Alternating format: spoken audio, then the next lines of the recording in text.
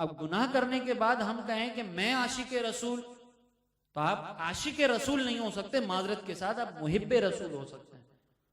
इस खुशफहमी से हमें बाहर निकलना होगा कि गुनाहगार आशिक नहीं हो सकता। आशिक इश्क की मोहब्बत की इंतहा को कहते हैं, वो मुहिब्बे रसूल हो सकता है, सरकार के लिए उसके दिल में मोहब्बत हो सकती है, लेकिन इश्क मोहब्बत की इंतहा का नाम है, वो आशिक नहीं हो सकता।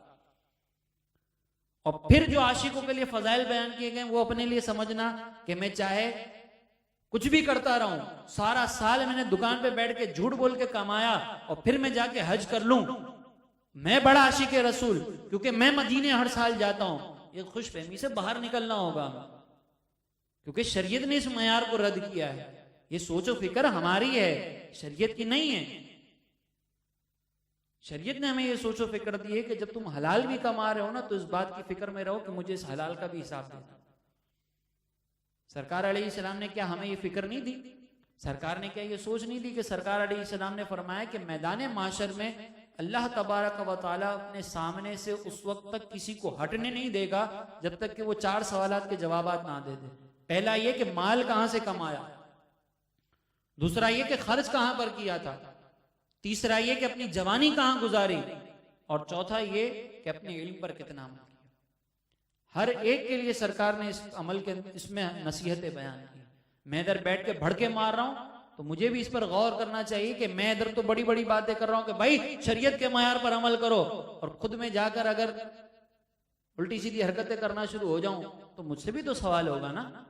मैं शरीयत के मयार को छोड़ दूं और मैं हीले बहाने निकालूं कि यार यहाँ पे ये कट मार के निकल जाओ तो इधर से बच जाओगे, यहाँ पे ये कट मार के निकल जाओ, मुझे भी जवाब देना होगा।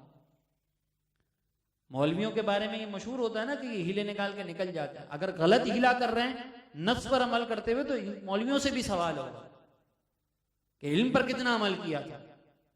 जो गलत कर रहे हैं, जय्यद उलमा हैं वो तो इल्म पर अमल करने वाले हैं, वो जो नाम के साथ मुफ्ती लगा देते हैं लेकिन कभी इफ्ता की क्लास में ना बैठे हों, उनके बारे में मैं जिक्र कर। इसी तरह नौजवान ये जवाब दे, अपना मुहासबा करे कि मैंने जवानी कहां गुजारी।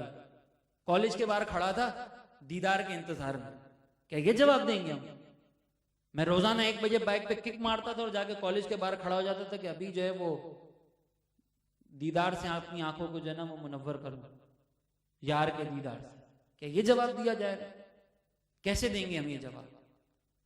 इसी तरह माल कहां खर्च किया, इसका जवाब हमारे यहां पर माजरत के साथ कारी साहब अगर ये कह देना कि मैं बच्चे पढ़ाने के 2500 रुपए लूंगा, 2500 रुपए, हम 2000 रुपए देंगे, 500 रुपए पे लड़ रहे होते हैं कारी साहब के साथ। बच्चा कौन सी स्कूल में पढ़ रहा है? 12,000 रुपए फीस, 15,000, 20,000, 25,000 रुपए फीस।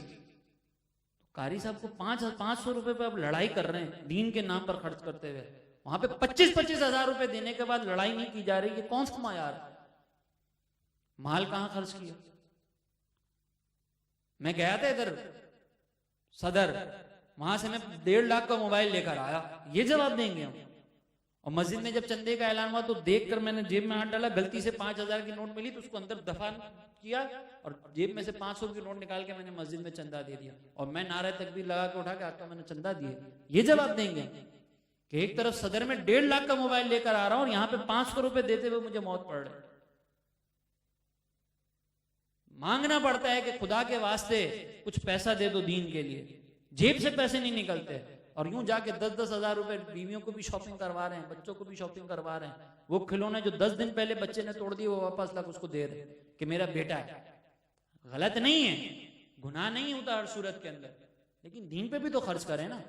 कि हम सिर्फ यही जवाब देंगे कि अल्लाह तेरे दीन के नाम पर खर्च करने की बात आती तो मैं कुछ भी नहीं देता था, मौत पड़ती थी मुझे। हाँ, फजूलियात में मैंने बड़ा पैसा उड़ाया था,